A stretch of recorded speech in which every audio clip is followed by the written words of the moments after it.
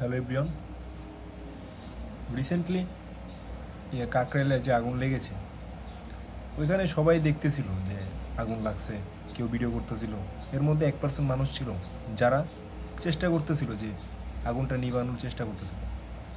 ঠিক আছে, ও জানতো আগুন এটা নিভাতে পারবে না, যে এত এত বড় আগুন ও চাইলেও নিভাতে পারবে না, কিন্তু তারপরেও ও নিজে থেকে চেষ্টা করতেছে।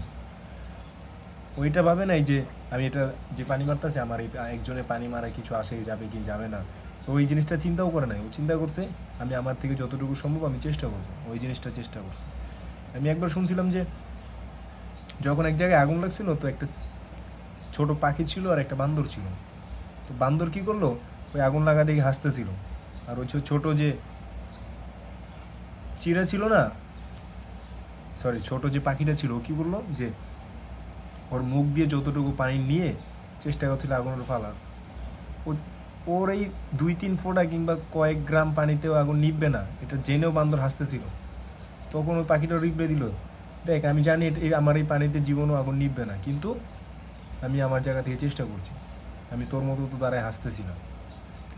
যখন ইতিহাস লেখাবে তখন আমার এই পানি ফালানোর কথাই বলবে, আর তুই যে দাঁড়ায় হাসতেছিস তোর এই কথাটাই বলবে।